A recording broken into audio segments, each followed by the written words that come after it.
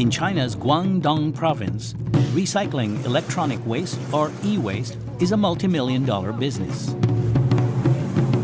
Some 80% of the people who live in the city of Guiyu earn a living by ripping apart old electronics, especially mobile phones and computers, and salvaging valuable components to sell on the lucrative e-waste black market. But the communication revolution brought about by these high-tech products also has a darker side. You know, we should really be mindful of nowadays, people get rid of their old phones all the time. Kaiser Kuo is a director with Baidu, China's largest internet search engine company.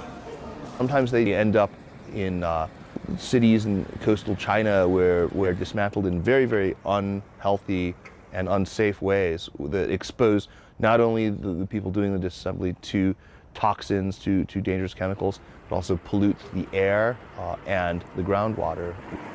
Exposure to carcinogens, toxic fumes, and contaminated soil can be deadly, experts say. But e-waste isn't only a problem in China. West Africa has become a dumping ground for obsolete electronics from other parts of the world. According to a United Nations report, China and the United States produce 1/3 of the planet's e-waste. To address this dilemma, Baidu has come up with an innovation that could help reduce the improper disposal of electronic waste in China.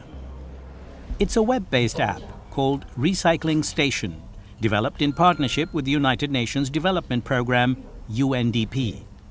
But how exactly does it work? We type in the @ sign, then it gives me a choice of different electronic products that I might want to recycle. Let's say I decide to recycle this refrigerator here, this old refrigerator. All I need to do is pick the size of the refrigerator, the date that I'd like it to be picked up, and then to take a photo of it. And now I select simply the place where I am and one of the companies that will come and pick it up. Agi Verez is country director at UNDP in Beijing. This is very new, but we already see the success in this. Within 2 months, about 11,000 devices got recycled. The app was tested at TCL in Tianjin City, one of the largest manufacturers of electronics, as well as a leading recycling company in the north of China. Demi Wong is assistant manager at TCL, and she says her company plans to recycle 100,000 tons of e-waste each year. 我们双方有共同的目标，就是建立绿色的废旧家电回收体系，就是我们有比较完善的环保设施，能够确保这些废电器在处理过程中不对环境造成污染。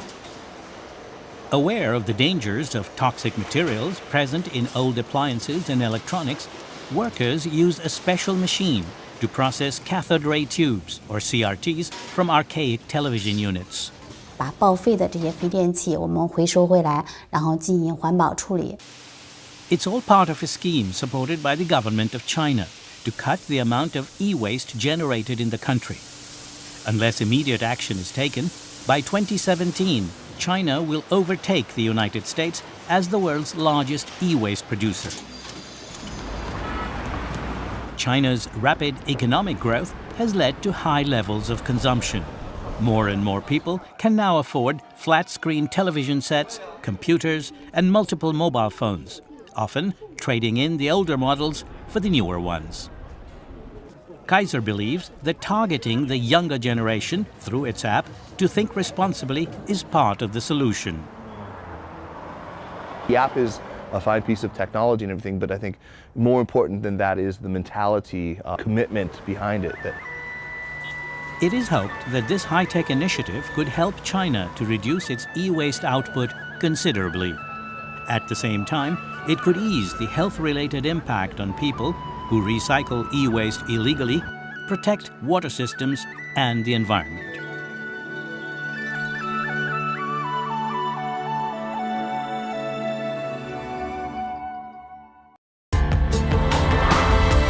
This report was produced by Mary Ferreira for the United Nations.